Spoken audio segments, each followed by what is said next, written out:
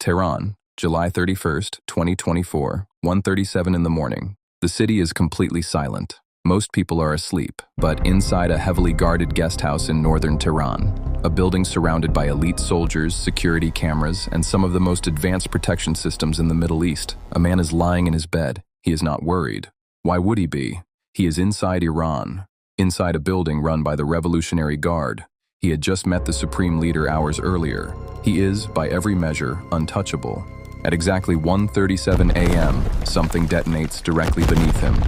By 1:38, Ismail Haniyeh, the chairman of Hamas, one of the most protected men in the Middle East, is dead, and the world has absolutely no idea how it happened. But to understand why this moment changed everything, we need to go back. Way back.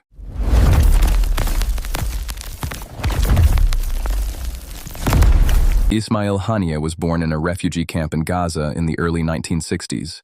His family had been forced from their village during the 1948 war. He grew up with nothing, no house, no country, no certainty about tomorrow. He went to school in UNRWA classrooms. He studied Arabic literature at the Islamic University of Gaza, and somewhere along the way, the anger inside him found a direction. During the First Intifada in 1987, a new movement was born, Hamas, and Haniyeh was there from the very beginning. He became the personal assistant to Sheikh Ahmad Yassin, the founder of Hamas. He sat beside the man who shaped the entire movement. He learned everything: how to speak, how to negotiate, how to make people trust you.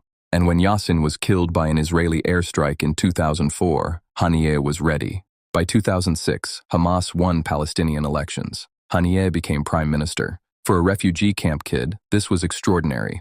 But then the walls started closing in. The international community refused to work with Hamas. Israel tightened its blockade on Gaza. Rival Palestinian faction Fatah tried to push Hamas out. So in 2007, Haniyeh did something bold. Hamas seized complete control of Gaza by force. From that point on, Haniyeh ruled the Strip. He presented himself as a humble man of the people. He dressed simply. He spoke of sacrifice. He said he lived like his neighbors in the camp. But behind closed doors, something very different was happening. By 2017, Haniyeh quietly moved to Qatar. He left Gaza permanently. And the man who had spoken about sacrifice was now living in a luxury compound in Doha, managing a financial portfolio that investigators would later estimate in the billions. His public image said resistance. His bank account said something else entirely. And here's the thing most people don't know. While Haniyeh was meeting with presidents and flying on private jets, Israel was watching. Every single move. October 7th, 2023, changed the calculation completely. That morning, Hamas launched the deadliest attack on Jewish civilians since the Holocaust. Over 1,200 people were killed. Hundreds were taken hostage. The world watched in shock.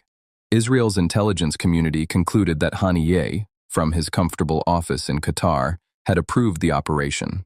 He was not holding a weapon, but he had opened the door, and in Israel's eyes, that made him the primary target. The problem? Haniyeh was surrounded by protection at all times. In Qatar, he had an enormous security detail. In Iran, he traveled under the protection of the Revolutionary Guard, the most feared military force in the Middle East. It looked impossible, but Mossad had already started working on something no one knew about. The operation had actually been in motion for months.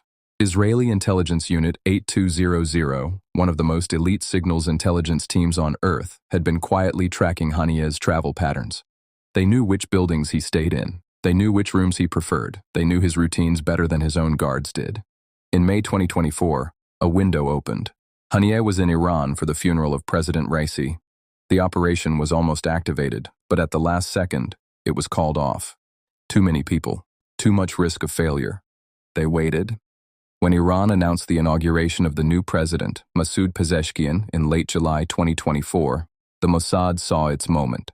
Haniyeh confirmed attendance, and someone inside the guest house, someone the Mossad had spent enormous effort recruiting, was already in position. Here is where it gets truly chilling. Two members of the Ansar al-Mahdi unit, an elite Iranian security team responsible for protecting foreign dignitaries, had been quietly turned by the Mossad. Reports suggest they were paid six-figure sums and promised safe relocation to Europe. On the afternoon of July 30th, while Haniyeh attended the inauguration ceremony in full public view, these two guards entered his designated room. Using a master key, they moved quickly and calmly. They placed a small, flat explosive device underneath his bed, described by analysts as roughly the size of a thick smartphone. Then they walked out, got into a black car, and drove away. Their colleagues waved them through the security barrier without a second thought. Hours later, Haniyeh met privately with Supreme Leader Khamenei. He felt completely safe.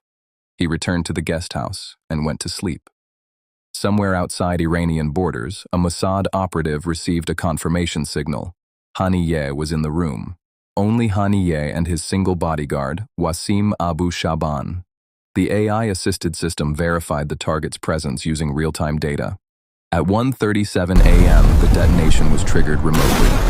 The explosion was small, surgical, and directed upward. It shattered the windows. It partially collapsed one exterior wall. Haniyeh and his bodyguard were killed instantly. Every other room in the building remained intact.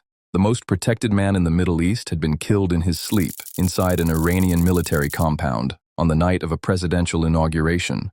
The IRGC's initial claim was that a missile had been fired from outside, but forensic evidence told a different story. The blast pattern, the lack of external damage, the precision, it was an inside job, and everyone knew it. What followed was chaos. Iran arrested over 24 people, staff, intelligence officers, military officials. The entire guest house was locked down. The investigation uncovered the breach in the Ansar al-Mahdi unit, setting off a furious internal blame war. Senior IRGC generals pointed fingers at each other. Reformists blamed hardliners. Hardliners blamed reformists. The two guards who planted the device were already gone. The Mossad had extracted them before the sun rose. The world changed quickly after that. Just days later, on August 6, 2024, Hamas announced Yahya Sinwar, the military mastermind of October 7th, as Haniyeh's replacement. It was a message of defiance. But Sinwar was killed by Israeli forces in October 2024, just 3 months later. Within a single season, Hamas had lost its chief diplomat and its chief military commander. The organization fractured. A collective leadership council of 5 men now operates out of Doha, struggling to hold the movement together while navigating an unprecedented international pressure campaign. By 2026, Gaza itself is under a transitional governance framework. Hamas faces a fork in the road: disarm and seek political relevance, or hold on and face total irrelevance. And this is the question that no one fully answers.